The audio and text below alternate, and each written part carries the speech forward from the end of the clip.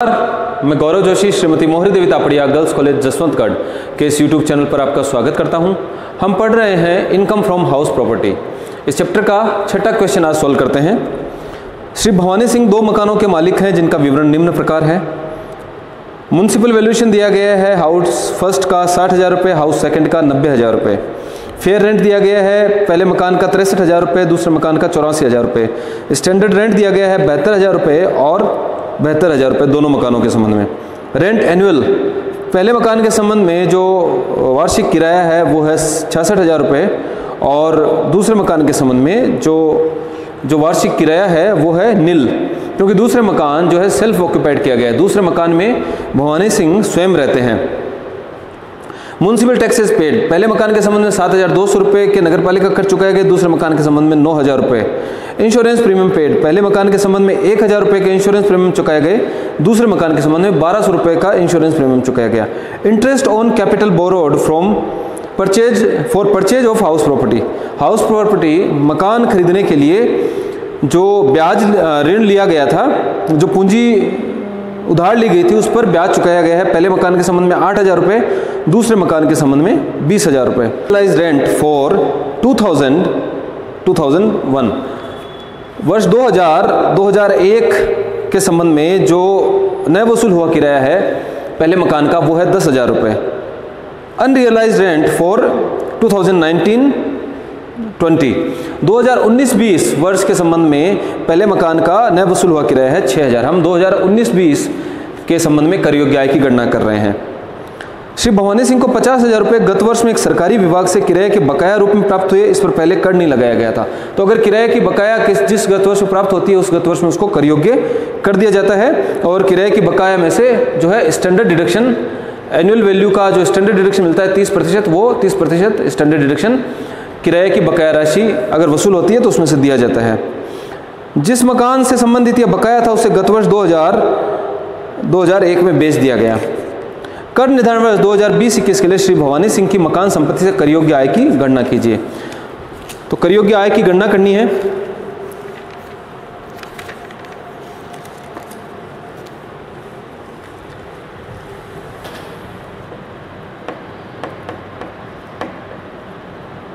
Computation, छठा question है computation of taxable income from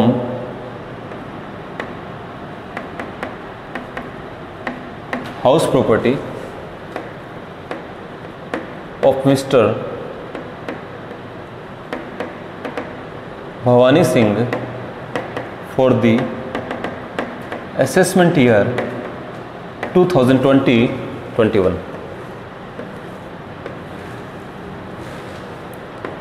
दो मकान हैं।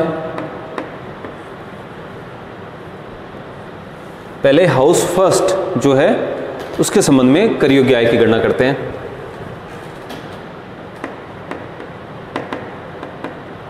म्युनिसिपल वैल्यूएशन दिया गया है, फेयर रेंट भी दिया गया है, पर्टिकुलर्स अमाउंट। म्युनिसिपल वैल्यूएशन दिया गया पहले मकान का 60,000 रुपये और फेयर रेंट है 63,000 रुपये।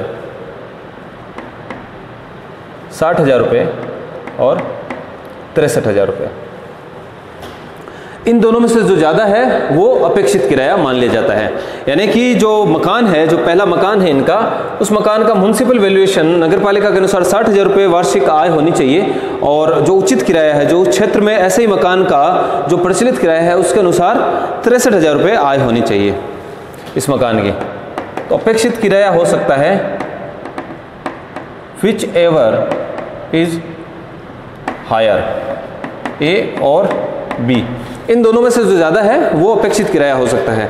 तो इन दोनों में से ज़्यादा है 63,000। अगर तो जो भवानी सिंह है वो पहले मकान के संबंध में 63,000 रुपये किराया अपेक्षित कर सकते हैं। लेकिन अगर इस क्षेत्र में किराया नियंत्रण अधिनियम लागू होता है और किराया नियंत्रण अधिनियम के अंतर्गत अगर कोई मानक किराया निर्धारित किया गया है तो ये जो किराया है ये मानक किराया से अधिक नहीं होना चाहिए। स्टैंडर्ड रेंट स्टैंडर्ड रेंट है 72,000 रुपये। तो जो अपेक्षित किराया, जिस किराए की अपेक्षा की जा सकती है, वो किराया स्टैंडर्ड रेंट से अधिक नहीं होना चाहिए। तो स्टेप 1 जो है, स्टेप 1 है expected rent.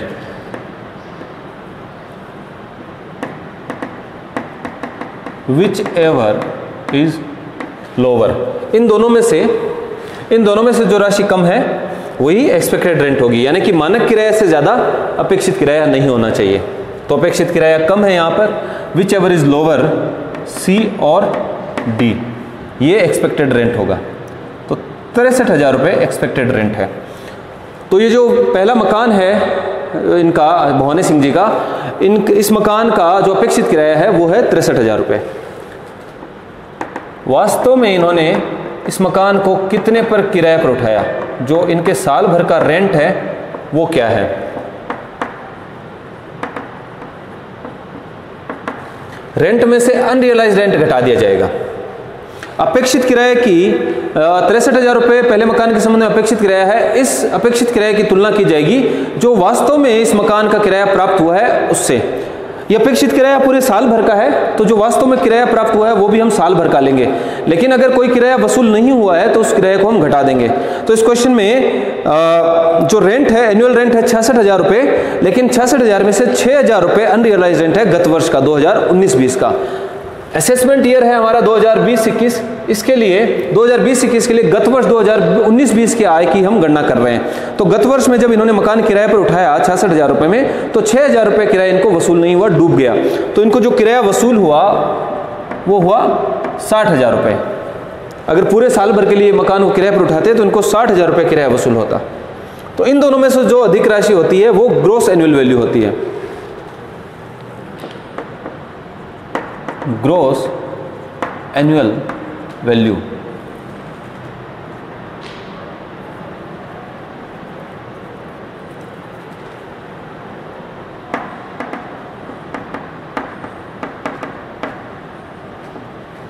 Whichever is higher, step 1 और स्टेप 2। तो ग्रॉस एनुअल वैल्यू है 63,000 रुपये की। तो पहले मकान की ग्रॉस एनुअल वैल्यू है 63,000 रुपये। इस ग्रॉस एनुअल वैल्यू में से म्युनिसिपल टैक्सेस घटा देंगे,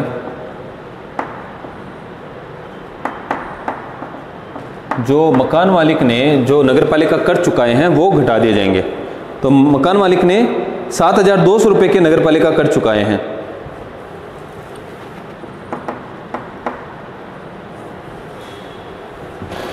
तो 63,000 में से 7,200 रुपये माइनस कर देंगे। 63,000 में से 7,200 माइनस कर देंगे 55,800 रुपये। 55,800 है इस मकान की एनुअल वैल्यू। 55,800 जो इस मकान की एनुअल वैल्यू है, इसमें से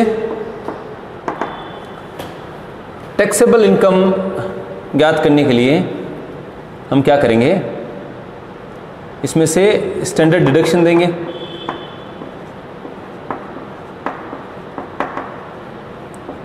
%30 ऑफ एवी, एनुअल वैल्यू का 30%, 55,800 का 30% स्टैंडर्ड डिडक्शन दे दिया जाएगा 16,740 रुपये का। और दूसरा जो है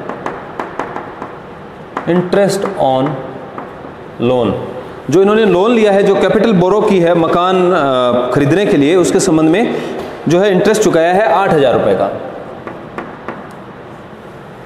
तो 24,740 की इनको डिडक्शंस दे दी जाएगी।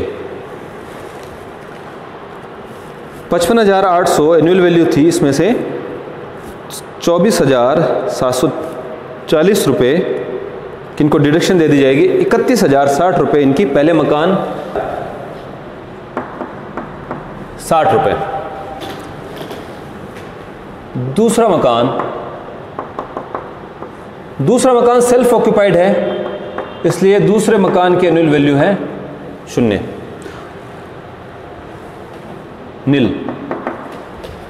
एनुअल वैल्यू में से स्टैंडर्ड डिडक्शन मिलती है, लेकिन अगर एनुअल वैल्यू नील है तो स्टैंडर्ड डिडक्शन नहीं मिलती। तो केवल इंटरेस्ट ऑन लोन जो कैपिटल बोरो की है हाउस प्रॉपर्टी के लिए, उसके संबंध में जो ब्याज चुका है उसकी कटौती मिल जाएगी, 20,000 रुपये का डिडक्शन मिलेगा। तो दूसरे मकान की जो आय है वो ऋणात्मक है, 20,000 रुपये की हानि है दूसरे मकान से। तीसरी है income from arrear of rent, arrear of rent recovered. जो बकाया किराया था वो वसूल हुआ है गत वर्ष में 50,000 रुपये।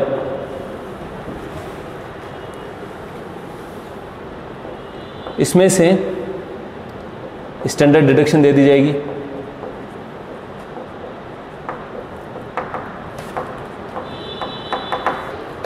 तो 50,000 रुपये का एरियर ऑफ रेंट रिकवर हुआ है तो 50,000 रुपये कर योग्य होगा, और 50,000 का 30% 15,000 रुपये इस पर स्टैंडर्ड डिडक्शन मिल जाएगी, 35,000 रुपये।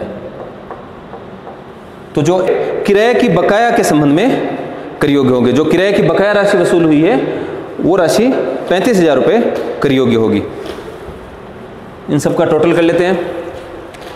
तो 31,060 रुपये आय है पहले मकान से, जो एरियर ऑफ रेंट है उससे आय है 35,000 रुपये, और 20,000 रुपये की दूसरे मकान से हानि है। 46,060 रुपये जो है वो है taxable income from house property. तो आज की क्लास में हमने इनकम फ्रॉम हाउस प्रॉपर्टी का छठा क्वेश्चन सोल्व किया है। आज के लिए इतना ही। इस वीडियो को लाइक कीजिए, शेयर कीजिए, हमारे YouTube चैनल को सब्सक्राइब कीजिए। धन्यवाद।